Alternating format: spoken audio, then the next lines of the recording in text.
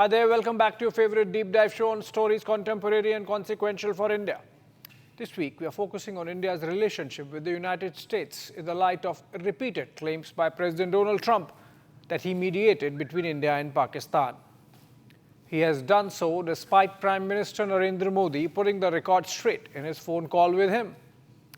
The statement released by India on the conversation has not been disputed by the Americans, and they never released their own version. What's the limit of American influence when it comes to mediation between India and Pakistan? That's one segment.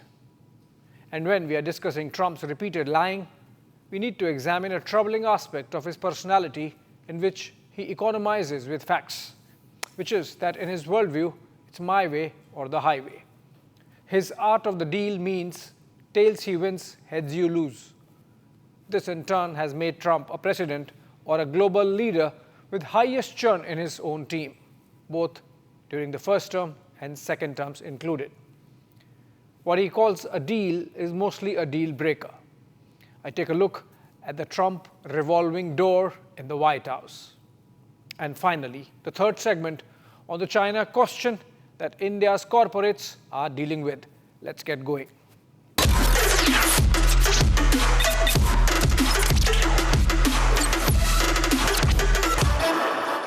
Tucker Carlson criticizing you, saying that you were complicit in the war. I don't know what Tucker Carlson is saying. Let him go get a television network and say it so that people listen. And quickly, have you spoken to Zelensky before your bylaws? Yeah, a lot of them. Japan? A lot of them. Could happen. Could happen? Japanese, sir. Well, This was Donald Trump taking potshots at Tucker Carlson, the former Fox News anchor who became such a darling of Trump after his interview with Russian President Vladimir Putin last year that it was rumored he might become Trump's running mate or a future Secretary of State in his second term. Now this fall from grace for opposing President Trump only once. Aligned with the mega worldview that the United States should not get into wars and focus on rebuilding itself instead, Carlson did not take kindly to Trump sending in American B-2 planes to bomb Iran. I'm really afraid that my country's going to be further weakened by this. I think we're going to see the end of American empire, obviously. Other nations would like to see that, and this is a perfect way to scuttle the USS America on the shoals of Iran. He not only vocally criticized the move, he also turned some of his criticism on Trump himself, blasting him for the escalation in the Middle East. As it happens with Trump, the sword was out of the scabbard, as he chided Tucker for first getting onto a channel rather than be a YouTuber. Trump also called the anchor a kooky, which is an American slang for being eccentric. As we speak, a sword is hanging on Director of National Intelligence Tulsi Gabbard. She could be fired as soon as next week, according to some media reports. The reason? The leaked intelligence assessment, which said the bunker buster bombs did not destroy Iran's nuclear facilities great deal after all. Trump faced some embarrassment due to the leak while on his Europe trip to participate in the NATO summit. Gabbard was anyway in the line of fire for her Senate testimony in March, where she effectively absolved Iran of nuclear bomb ambitions, again compromising the justification for Operation Midnight Hammer. The IC continues to assess that Iran is not building a nuclear weapon, and Supreme Leader Khamenei has not authorized the nuclear weapons program that he suspended in 2003. The IC continues to monitor closely if Tehran decides to reauthorize its nuclear weapons program. A more famous of the fallouts happened, however, last month, when First Buddy Elon Musk was given a graceful exit. The joint presser was a rarity with Trump, only underscoring the heft that Musk brought with him. I just want to say that Elon has worked tirelessly helping lead the most sweeping and consequential government reform program in generations. And you know the kinds of things that he's found and his people have found. He's brought a group of very smart people in, and they found things that are pretty unbelievable. I have to say that the numbers that we're talking about are substantial, but they're going to be very much more substantial with time. But the falling out still happened, owing to disagreements over the budget which Musk thought could only be big or beautiful, not both. A clear jibe at Trump's phrase for his budget loaded with big tax cuts and even bigger spending. something that's antithetical to the small government Ayatollah that Musk is. He took a principled position and left. The divorce, however, was far from graceful, and Musk did the unthinkable, dragged Trump's name into the Epstein list, a child sex ring that has stung what seems like the entire business and political elite of the United States, from Clinton to Bill Gates, among others. Here's a glimpse of how bad it went. Days after the exit, Trump withdrew Musk's friend Jared Isaacman's nomination as NASA administrator on the grounds that he earlier donated to Democrats, but more likely as a snub to Musk.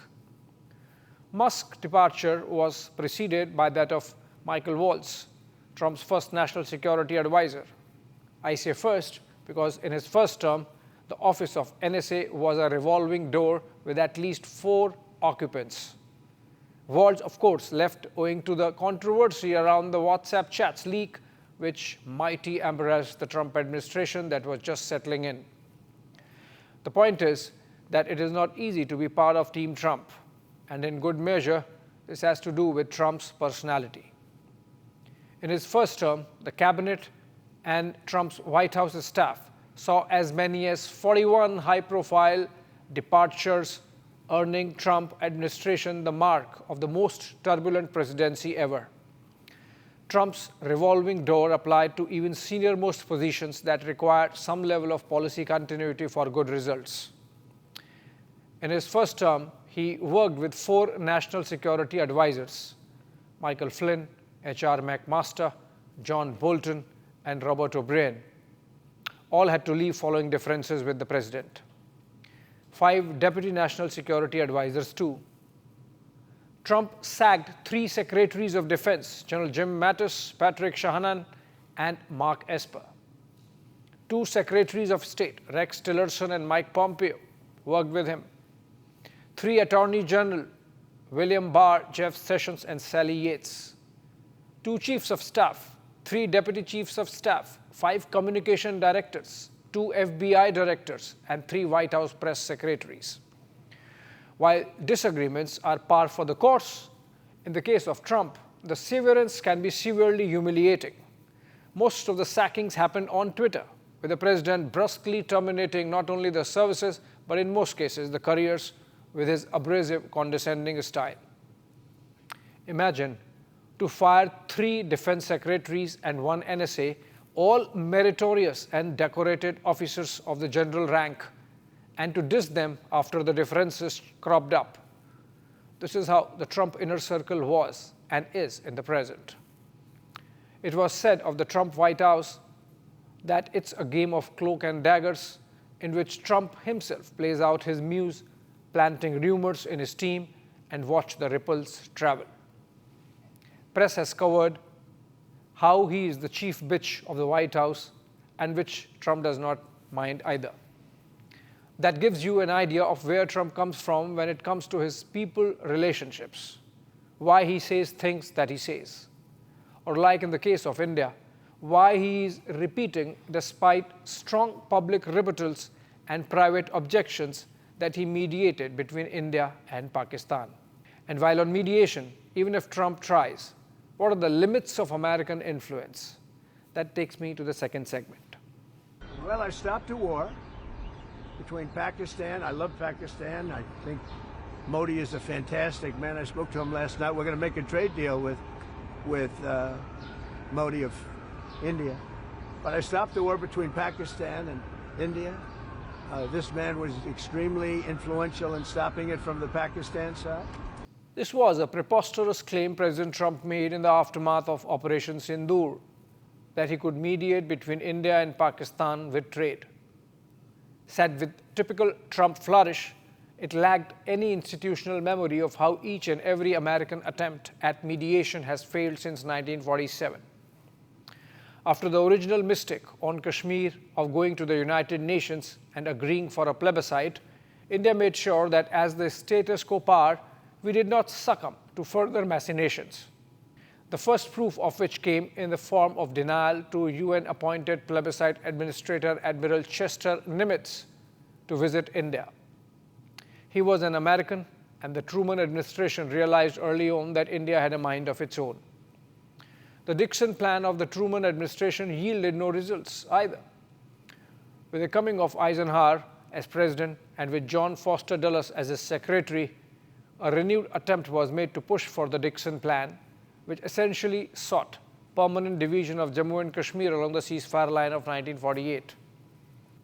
Eisenhower also sent a private mission of Paul Hafman to persuade India and Pakistan to talk directly, which Pandit Nehru and Pakistani PM Muhammad Ali Bogra did. The agreement they reached together, called the Nehru-Bogra Agreement in 1953, had it got implemented, was a disaster.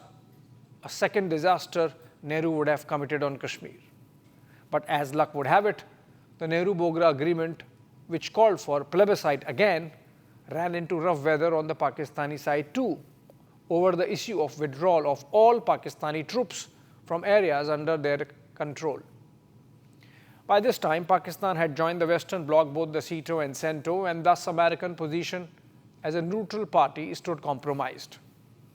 After Eisenhower came Kennedy, who had a little India slant from his senator days. The fact that the 1962 war with China happened during the Kennedy presidency gave further fillip to India-United States relations.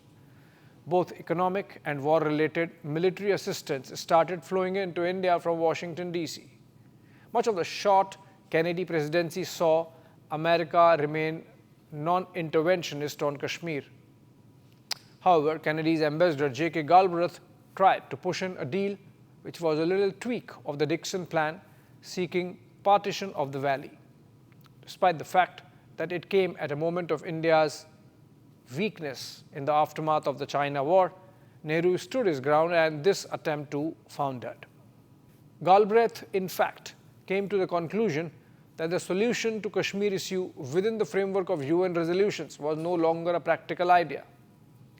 During all this period, Pakistan brought in innumerable resolutions at the UN seeking to force a solution, but failed, largely due to Soviet veto on India's side. Americans almost always signed off with Pakistan, building on the distrust between New Delhi and Washington.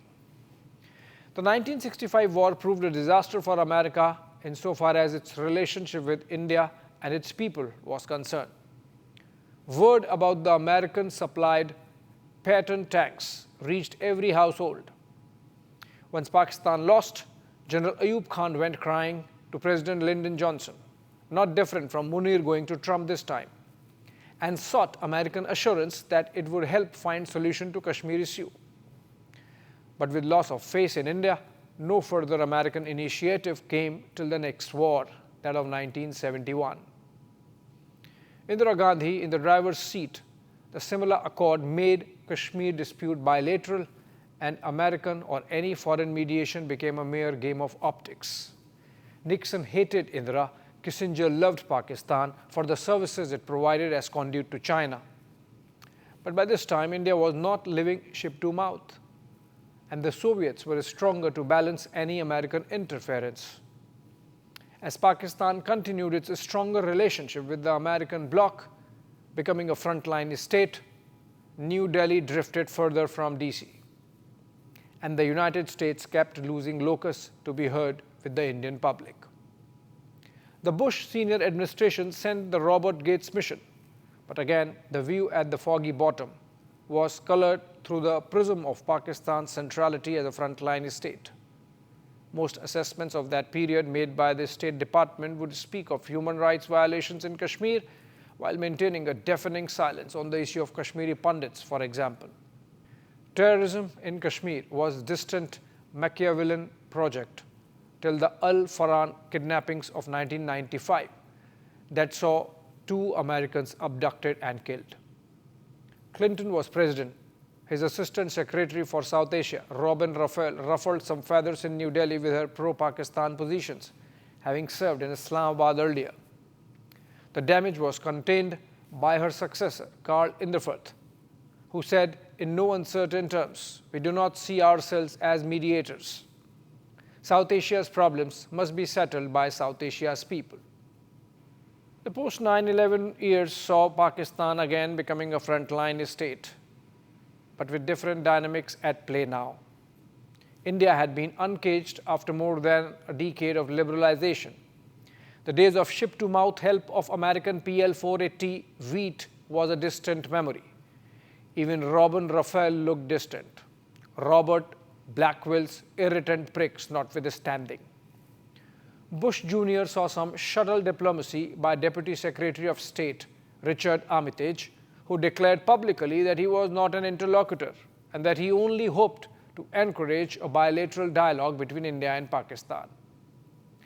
That American position has remained as such over the 2 decades and more of Bush, Obama, Trump first term and Biden years. In the same period, India has become a US $4 trillion, 4th largest economy in the world. If Trump thinks trade is a carrot, he has to remember that the size of the carrot is larger on India's side than Pakistan. His US $300 million crypto deal with Munir's boys notwithstanding. New Delhi should go slow with Trump till he gets some clarity. Sifting through morning newspapers, I spotted a report this past week.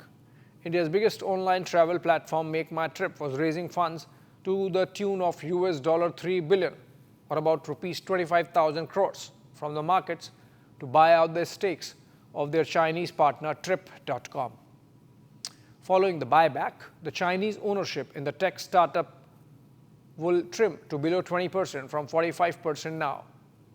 This would also reduce the number of directors that the Chinese investors can appoint on the board from 5 to 2, thus bringing down Chinese influence in the company's decision-making. The move comes a month after allegations that Make My Trip could be endangering travel data of Indian Army personnel and their families who might be using the platform to book their vacations. Rival Ease My Trip had alleged that most board committees of Make My Trip are led by Chinese nationals. While the company has called the charges motivated, it has moved nevertheless to taper off Chinese influence. Over the years, several Indian new age companies and startups have reduced Chinese shareholding in response to changing regulatory and geopolitical dynamics. Paytm, for example, reduced Alibaba's stake from 25 to 5%. Zomato also saw complete exit of Alibaba some years back.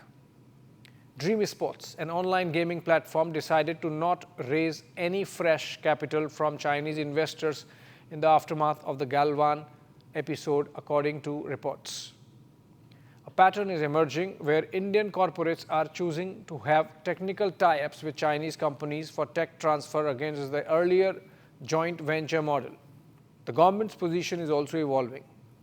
Commerce Minister Piyush Goyal told business leaders recently that most goods imported from ASEAN nations was proxy Chinese trade.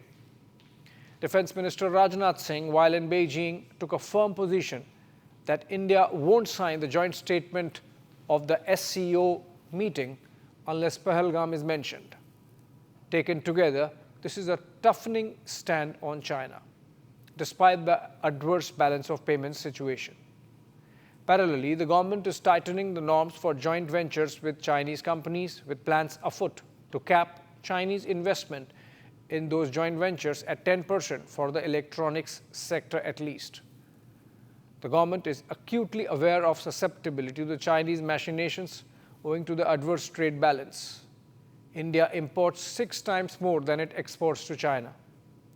China's economic coercion against India could take several forms. We got a glimpse of it this month in the rare earths export regulations, due to which many of our auto majors have got impacted, just like the rest of the world. Many firms are reducing their raw material sourcing from China, particularly in the pharma space. Electronics goods manufacturers are leveraging the Modi government's PLI scheme, the production-linked incentives scheme, to rev up in-house manufacturing. While the government was under pressure from the industry to ease regulation on Chinese trade, the Pahalgam terror attack and Operation Sindoor have proved the futility of appeasing China. It won't be appeased. It would play hardball with Pakistan as its jockey. It would make every attempt at obstructing India's economic rise. We all have a crucial stake in, because all G7 countries are facing aggressive trade practices, from non-market economies, from industrial overcapacity to weaponizing economic dependencies. These practices must be addressed. And because they affect all of us, we must respond together and bring an end to the era of globalism without guardrails. So, we must diversify and strengthen our supply chains and raw materials. To this end, we will discuss closer cooperation on critical minerals among trusted partners. We must tackle distortions in other key sectors, steel, for example, or pharmaceutical products, and we must counter together non-market policies and practices. Not that China has done this with India alone.